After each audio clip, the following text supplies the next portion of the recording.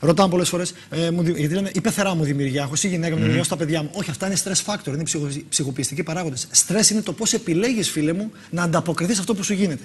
Και η τελική ελευθερία που έχεις είναι να επιλέξεις το πώς ανταποκριθείς σε αυτό που σου γίνεται, ό,τι και να σου κάνουν. Ακόμα και το χείριστο, το πιο εδεχθές, ακόμα και ένα βιασμό. Και έχω τύχει ανθρώπους που να έχουν τύχει θύματα βιασμού, παιδοφιλίας, παιδεραστίας, εγκληματικών πράξεων. Δεν λέει τίποτα. Είναι η ερμηνεία του γεγονότος. Όταν λοιπόν είμαι χαρούμενος. Δεν είναι τόσο απλό όμως, ξέρετε. Υπάρχει κοινωνικό περιβάλλον, το αντιλαμβάνεστε, που ακόμη και αν θέλει να ακολουθήσει αυτό που λέτε εσείς, θα έχει ισχυρές θεωρίες. Δεν είναι απλό πράγμα. Σίγουρα δεν είναι απλό. Δεν είναι και το σοκ είναι τελείως διαφορετικό, έτσι. Αλλά αγαθά κόπης κτώνται. Προφανώς. Εσείς λέτε ότι χρειάζεται να κάνεις το βήμα. Δηλαδή να εικάσω ότι κατά τη γνώμη σας υποστηρίζετε ότι μακροημερεύουν άνθρωποι που έχουν στόχο και σκοπό να ζήσουν όσο πιο πολύ. Με στόχο και σκοπό όμως. Όχι ζω για να ζω. Όχι για να ζήσουν. Αλλά. Τελειώνοντας σήμερα στη διάλεξη, είπα ότι οι άνθρωποι που αλλάξαν και μετουσιώσαν τις κοινωνίες που ζούσαν είχαν δύο χαρακτηριστικά. Από τον Σπάρτακο που ήταν σκλάβος μέχρι τον Μάρτιν Λούθερ Κίνγκ, από τον Γκάντι μέχρι τον ίδιο τον Χριστό. Ξέραν από πολύ μικρή ηλικία τι θέλαν να κάνουν και όπως η διαφήμιση μια εταιρεία παπουτσιών, 3 λέξεις είναι just do it. Απλά το κάναν. Αυτό που θέλαν να κάνουν, το κάναν εις πείσμα των εποχών. Ακόμα και ήταν μόνοι τους. Παραδείγματος χάρη. Όταν ο Λαμπράκης, αυτός ο επιφανής γιατρός και αγωνιστής της Δημοκρατίας για μένα, έκανε το μαραθώνιο του, μόνος του τον έκανε. Τον εμπόδισε κάτι αυτό να τον κάνει μόνος του? Όχι. Γιατί? Γιατί εδώ πέρα έχει κλειδώσει. Είχε κάνει φραγής, έρχομαι, θα το κάνω. Και το έκανε. Ωραία, το συλλάβαν, έγινε, ο Γκοτζαμάνης έπεσε το τρίγυκλο, θυμάστε, φάγεται στο κεφάλι την κλοπιά και τελείωσε. Αυτό δεν του στερεί το δικαίωμα. Εάν εγώ σκέφτομαι να ζήσω, δηλαδή να μην καπνίζω, να μην το πάω εβραϊκά, ου και όλα αυτά, τότε είμαι εγωιστής. Καλύπτω πίσω από ένα εγωιστικό πρίσμα την υποτίθεται αυταρέσκειά μου για να δείξω καλοσύνη και αγάπη στους άλλους. Είναι εγωισμός αυτός. Καλυπτόμενος.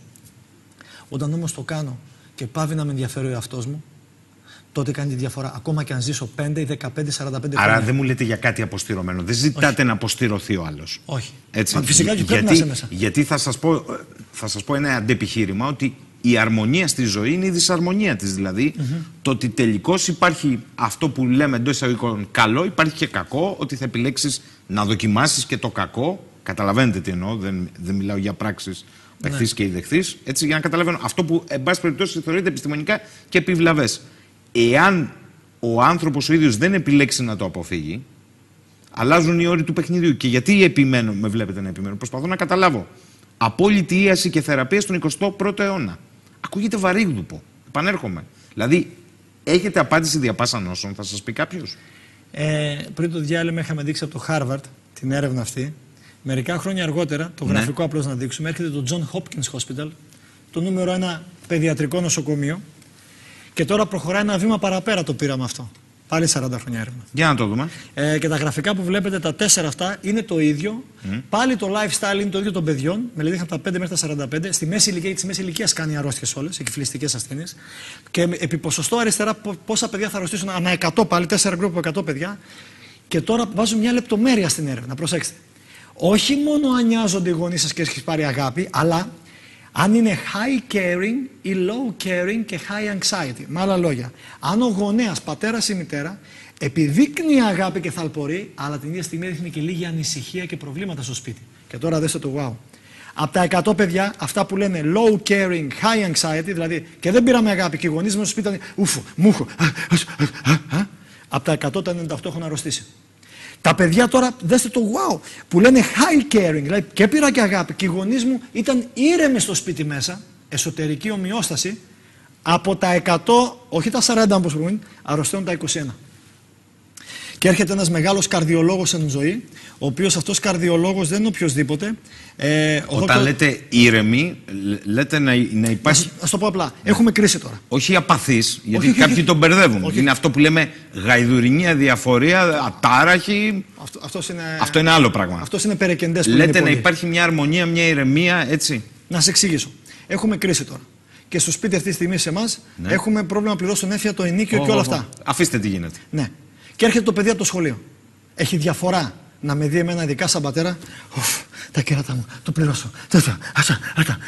Και να αρχίσω με τη γυναίκα μου, μάλλον να διακριτίζομαι και να κατεβάζω καντήλια ή να έχω την τηλεόραση ανοιχτή. Ακούστε το wow. Έρευνα στην Ευρωεπιστήμες έδειξε από το Στάνφορντ ότι 15 λεπτά παρακολούθησης απλά αρνητικού περιεχομένου ειδήσεων, όχι ταινίες Hollywood, αρνητικού περιεχομένου ειδήσεων στην τηλεόραση, σταματάει την νευρογέννηση στον εγκέφαλο για 3 ημέρες. Τι σημαίνει αυτό, μου είπατε για θεραπεία. Το τελευταίο προπύργιο της ιατρικής, αν καταστραφεί ο εγκέφαλος, δεν ξαναφτιάχεται, δεν υπάρχει πλέον. Έχω γράψει βιβλίο γι' αυτό. Έχω γράψει βιβλίο το οποίο μέσα από τη σύγχρονη νευροεπιστήμη και νευρολογία δείχνουμε ότι ο εγκέφαλος μπορεί να αναπλαστεί. Αναπλάθεται ο εγκέφαλος ό,τι ζημιά και να γίνει. Το προπύργιο έχει πέσει. Είναι χάρτινος γίγαντας. Όταν εγώ απλά παρακολουθώ στην τηλεόραση οποιονδήποτε δημοσιογράφο και για 15 λεπτά, όχι παραπάνω, με πυροδοτεί με αρνητικού περιεχομένου ειδήσεις και να θέλει ο εγκέφαλος μου ακόμα και να ζω σωστά, να μην κάνω βλαπτικούς τοξικούς. Τη ζημιά την έχω πάθει. Ναι, για 3 μέρες τουλάχιστον δεν μπορεί να γίνει νευρογέννηση. Και όταν αυτό το κάνω ξανά και ξανά, ξανά και ξανά, από το πρωί μέχρι το βράδυ, και μετά καπνίζω, πίνω, κάνω, φτιάχνω. Εκρηκτικό κοκτέιλ.